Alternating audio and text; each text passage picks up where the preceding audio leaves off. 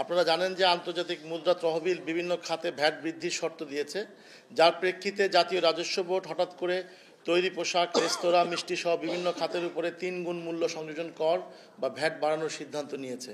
বিগত ২ বছরের বেশি সময় ধরে যেখানে উচ্চ মূল্যস্ফীতি বিরাজ করছে, সেখানে অন্তর্বর্তী সরকার করের আওতা না বাড়িয়ে কিংবা কর ফাঁকি রোধ করার ব্যবস্থা না করে অর্থ বছরের মাঝামাঝি সময়ে হঠাৎ ৩ গুণ ভ্যাট বাড়িয়ে দেওয়ার উদ্যোগ নিয়েছে, যার সরাসরি প্রভাব পড়বে সাধারণ মানুষের উপর। এছাড়া দেশের ক্ষুদ্র উদ্যোক্তাদের উপর বাড়তি এই করের বোঝা চাপানোটা অন্যায় ও অযৌক্তিক।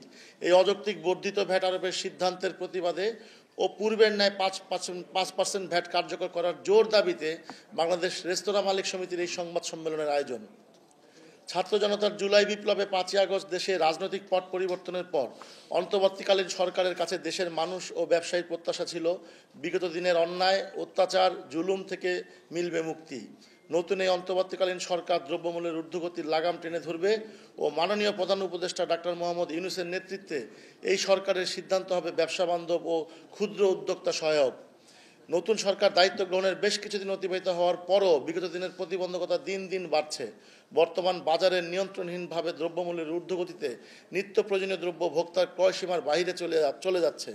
বিগত ২ বছরের বেশি সময় ধরে যেখানে উচ্চ মূল্যস্ফীতি বিরাজ করছে, সেখানে জাতীয় রাজস্ব বোর্ড হঠাৎ তৈরি পোশাক, রেস্তোরাঁ, মিষ্টি সহ ৪৩টি পণ্য ও সেবার উপরে মূল্য সংযোজন কর বা ভ্যাট বাড়ানোর সিদ্ধান্ত নিয়েছে, যাতে ওষুধ, গুঁড়া দুধ, সিগারেট, বিমানের টিকিট সহ অনেক পণ্য ও সেবার উপর বাড়তি মূসক ও শুল্ক আরোপ হবে। নিশ্চিত করে সাধারণ মানুষের জীবনযাত্রার উপর চাপ আরও বাড়বে। এতে করে মানুষের ভ্যাট দেওয়ার প্রবণতা কমবে ও সরকারের ভ্যাট আদায় আরও কমবে বলেই আমরা আশঙ্কা করছি। প্রিয় সাংবাদিকবৃন্দ, আপনারা জানেন যে ভ্যাটের সাথে ট্যাক্সেশনও জড়িত। ভ্যাটের পর ট্যাক্স বাড়ানোর পদক্ষেপ নিচ্ছে এনবিআর। যেহেতু বাজার ব্যবস্থা একটি আরেকটির উপর নির্ভরশীল, সেহেতু এর প্রভাব অন্য সকল ক্ষেত্রেও দেখা যাবে। এই বাড়তি ভ্যাট ট্যাক্সের বোঝা বইতে হবে দেশের সাধারণ জনগণকে। দেশের ক্ষুদ্র উদ্যোক্তাদের ব্যবসার উপর প্রভাব সবথেকে বেশি দেখা যাবে। এতে অনেক ব্যবসা প্রতিষ্ঠান বন্ধ হয়ে যাবে। এমত অবস্থায় সমিতির বক্তব্য হচ্ছে যে বাংলাদেশ রেস্তোরাঁ মালিক সমিতি দীর্ঘদিন যাবৎ জাতীয় রাজস্ব বোর্ডের প্রত্যক্ষ পরোক্ষভাবে কার্যক্রম পরিচালনা করে আসছে। আমাদের দীর্ঘদিনের আলোচনা ও প্রচেষ্টার পর ধাপে ধাপে ভ্যাটের হার ১৫% থেকে ৫% করা হয়েছিল, যার ফলে ভ্যাট আহরণও বহুগুণে বৃদ্ধি পায়। বিগত অর্থ বছরে ভ্যাটের হার কমানোর ফলে ভ্যাট আদায় ১৯% বেড়েছে, যা এনবিআর চেয়ারম্যান মহোদয় বলেছেন। আমরা ভ্যাট 3% নির্ধারণের দাবি জানিয়ে আসছিলাম, যাতে করে মানুষের ভ্যাট দেওয়ার প্রবণতা বৃদ্ধি পায় ও সরকারের ভ্যাট আদায় আরও বাড়ে। আমরা মনে করি ৭০% রেস্তোরাঁ এখনও ভ্যাটের আওতার বাইরে। প্রিয় সাংবাদিকবৃন্দ, জনজীবনের কথা চিন্তা না করে শুধু আইএমএফের শর্ত পূরণের জন্য ভ্যাট বাড়ানো হচ্ছে, এটি আমাদের জন্য হবে দুর্ভাগ্যজনক। বর্তমান দেশের অস্থিতিশীল বাজার পরিস্থিতিতে হঠাৎ করে ভ্যাটের হার ৩ গুণ বৃদ্ধিতে আমরা আতঙ্কিত, দিশাহীন ও শঙ্কিত যে রেস্তোরাঁ সেক্টরের এই ক্ষুদ্র উদ্যোক্তারা কতদিন এভাবে ব্যবসা পরিচালনা করতে পারবেন। উদ্বেগের বিষয় হলো সরকার প্রশাসনকে উল্টো পিরামিড বানিয়ে যেভাবে ব্যয় বাড়িয়ে চলছে, তা কোনোভাবেই গ্রহণযোগ্য নয়। আপনি অবগত আছেন যে করোনা ভাইরাসের কারণে ক্ষতিগ্রস্ত সেক্টরের মধ্যে রেস্তোরাঁ সেক্টরটি সবচেয়ে বেশি ক্ষতিগ্রস্ত হয়েছিল। করোনা পরবর্তী সময়ে রাশিয়া ইউক্রেন যুদ্ধ সহ বেশ কিছু কারণে চলছে দ্রব্যমূল্যের সীমাহীন ঊর্ধ্বগতি। বর্তমান সরকারি হিসাবে দেশে গড় খাদ্য মূল্যস্ফীতি 13% মতো, কিন্তু বাস্তবে তা 30%-এর উপরে। জীবন জীবিকার সমন্বয়ে রেস্তোরাঁ ব্যবসায়ীরা আজ দিশেহারা। এছাড়া মাঠ পর্যায়ে ভ্যাটের নানাবিধ অন্যায়, জুলুম, অত্যাচার আমরা সহ্য করে ব্যবসা পরিচালনা করছি। বর্তমান বাজারে নিয়ন্ত্রণহীনভাবে দ্রব্যমূল্যের ঊর্ধ্বগতিতে নিত্য প্রয়োজনীয় দ্রব্য ভোক্তার ক্রয়সীমার বাইরে চলে যাচ্ছে। তার উপরে অধিকাংশ রেস্তোরাঁর ভোক্তাই মধ্যবিত্ত, কর্মজীবী ও শ্রমজীবী। তাই ভ্যাট বৃদ্ধিতে ভোক্তার উপর উঠবে বাড়তি দামের বোঝা, অপরদিকে রেস্তোরাঁ হবে ক্রেতা শূন্য। প্রিয় সাংবাদিকবৃন্দ, আমরা দীর্ঘদিন ধরে বহুবার সরকারকে জানিয়েছি যে সরকার একার পক্ষে সব কিছু নিয়ন্ত্রণ করা সম্ভব নয়। তাই রেস্তোরাঁ খাতের সকলকে একটি কমপ্লায়েন্সের আওতাভুক্ত করে নিরাপদ খাদ্য বাস্তবায়নের লক্ষ্যে রেস্তোরাঁ সেক্টরে কর্মরত ৩০ লক্ষ কর্মকর্তা কর্মচারী ট্রেনিং, সেমিনার, সিম্পোজিয়ামের মাধ্যমে দক্ষ জনবল তৈরিতে সরকারি কার্যকর উদ্যোগের প্রয়োজন। বর্তমান 12টি মন্ত্রণালয় এই সংস্থা তদারকিতে কার্যক্রম পরিচালনা করায় আমরা ব্যবসায়িকভাবে নানাভাবে হয়রানির সম্মুখীন হচ্ছি। এমত অবস্থায় বাংলাদেশ রেস্তোরাঁ মালিক সমিতি যে কোনো একটি মন্ত্রণালয় অধিদপ্তর সংস্থার মাধ্যমে ওয়ান স্টপ সার্ভিস চাই। এতে করে সরকার ও সমিতির ঐক্য প্রচেষ্টায় বাংলাদেশ সকল রেস্তোরাঁ, স্ট্রিট ফুড ও সকল খাদ্য ব্যবসা প্রতিষ্ঠানকে ভ্যাট নিবন্ধনের আওতায় আনা সম্ভব হবে এবং সকল রেস্তোরাঁ সেক্টরে ইএফডি মেশিনের আওতায় আনা সম্ভব হবে। এতে করে অসম প্রতিযোগিতা দূর হবে এবং সরকারের রাজস্ব আদায় উল্লেখযোগ্য পরিমাণ বহুগুণে বৃদ্ধি পাবে।